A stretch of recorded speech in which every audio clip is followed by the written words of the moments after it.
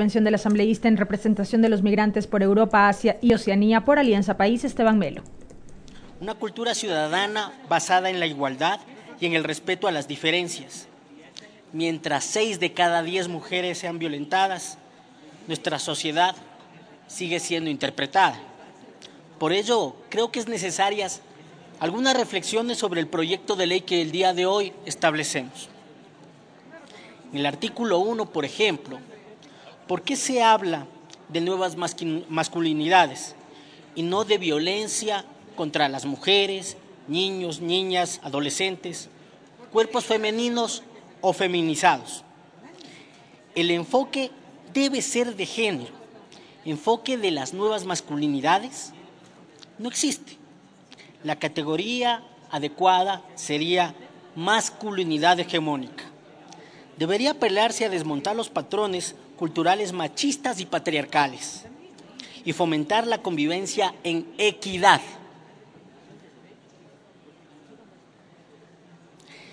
Desmontar dichos patrones podría llevar adelante que se requiera que las parejas heterosexuales y homosexuales sean trasladadas a esta ley. La realidad es que existe violencia contra cuerpos femeninos y contra cuerpos feminizados, no exclusivamente contra la mujer. En el artículo 5 se debería de incorporar el enfoque de diversidad sexogenérica. En el artículo 7, numeral 18, debería de explicarse también la comunicación y publicidad sin sexismo, violencia y discriminación. En el artículo 11, la definición del sistema deberíamos de ser mucho más específicos. Se dice, en la rehabilitación y tratamiento del agresor. Esto da pie a que la política pública y los recursos del Estado sean destinados a fomentar patrones culturales no machistas y no violentos. Se dirijan también a reparar al agresor. Y por persona agresora nos estamos refiriendo a las personas privadas de libertad, pues se debería indicar que en todo el sistema penitenciario se debería insertar el componente de género que tanto para las personas privadas de libertad como para los operadores de justicia, para que se sensibilicen en la erradicación de la violencia de género. En este artículo se debería poner especial atención al cambio de patrones culturales en los operadores de justicia. Muchas veces nos encontramos que desgraciadamente la normativa no es aplicada por falta de sensibilidad de algún operador de justicia. Asimismo, en el artículo 18 deberíamos hablar de los integrantes del sistema, donde se debería incluir al CENESID. En el artículo 19, donde se habla del ente rector de justicia y derechos humanos, en el literal J dice establecer las acciones y medidas que se deberán tomar para la reeducación y reinserción de la persona agresora. La evidencia señala que el agresor no sale de la vida social, todo lo contrario. La impunidad es su ámbito de legitimación. Si por persona agresora nos estamos refiriendo a una persona privada de la libertad, pues se debería indicar que en todo el sistema penitenciario se debería de insertar el componente de género para que tanto la persona privada de libertad como los operadores de justicia se sensibilicen sobre la erradicación de la violencia de género. En este articulado se debería de poner especial atención al cambio de patrones culturales en todos los operadores de justicia. Segundo, se habla del ente rector de educación. En el literal F dice promover y fortalecer los programas de las escuelas para madres y padres de familia, con el fin de fortalecer sus capacidades para orientar el desarrollo integral de sus hijas e hijos con enfoque de género. Este articulado puede ser interpretado como una expresión de disputa histórica entre el sistema educativo religioso privado y el público. En nuestro país, esta disputa ha sido para preservar la educación sexual, para que sea exclusiva competencia de la familia y de las instituciones religiosas. Por lo tanto, este articulado puede llevar a la privatización de la gestión de la violencia de género. El Estado deja de tener potestad para implementar las políticas públicas sobre el tema de centros privados.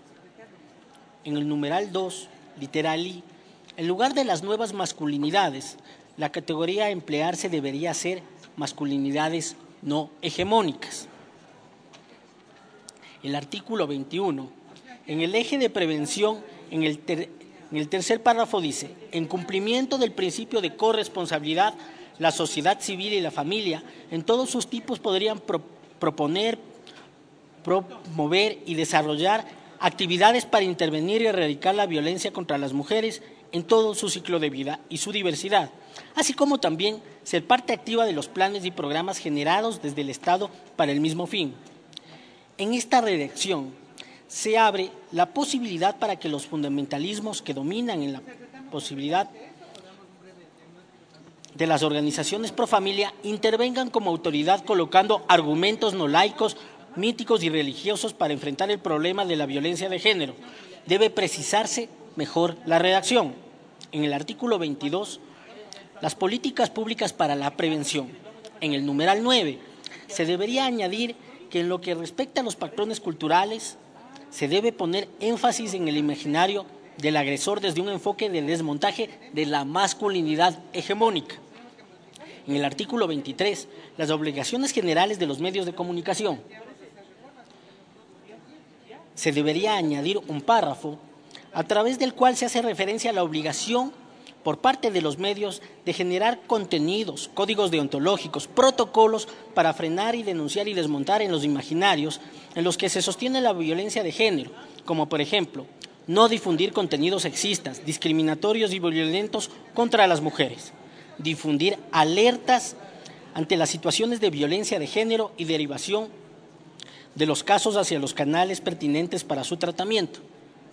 El compromiso de los medios con las campañas y contenidos laicos que contribuyan a la erradicación de la violencia de género bajo ningún concepto privilegiar una interpretación subjetiva, mítico-religiosa, privada sobre la violencia de género. En el artículo 40 de las definiciones, en el numeral 10, se define la revictimización. Se debería contemplar como revictimización también a la sobreexposición mediática de la víctima y a la especulación de la violencia de género. La sobreexposición mediática y el tratamiento de la violencia como espectáculo traen consigo la fijación en el imaginario social de que un cierto tipo de violencia es aceptado y de cierto tipo de destino, la fatalidad de las relaciones de género y un componente privado emocional de la violencia de género. Además, la revictimización simbólica atrae y apareja la relación pasiva y cómplice de una audiencia mediática. En el mismo artículo 40, en el numeral 13, relacionado con las masculinidades, teóricamente la masculinidad involucra en la violencia de género es la masculinidad hegemónica. Por tanto, debería consignarse masculinidad hegemónica, aquel ejercicio de la masculinidad que configura y controla las relaciones asimétricas de poder entre hombres y mujeres, favoreciendo la superioridad de lo masculino y la subordinación de lo femenino. Cuando hablamos de masculinidades, nos referimos precisamente al efecto que produce la masculinidad hegemónica desde la intersección de las variedades de la opresión, como la étnico-radical, racial, la de clase o la clasista. Desde estas variedades se configuran otras masculinidades, pero no necesariamente se encuentran desprovistas del principio regulador del control y la subordinación de lo femenino a favor del control y la supremacía de lo masculino. Finalmente, en las disposiciones transitorias… Un minuto, señor asambleísta. No hay ninguna disposición transitoria para que el Ministerio de Educación y el Ministerio de Salud implementen lo que está vigente en la ley. Hasta ahí mi intervención y decirles a las compañeras que siempre van a tener en la bancada del Movimiento Alianza País y en esta Asamblea Nacional todo el apoyo. Muchas gracias. Intervención.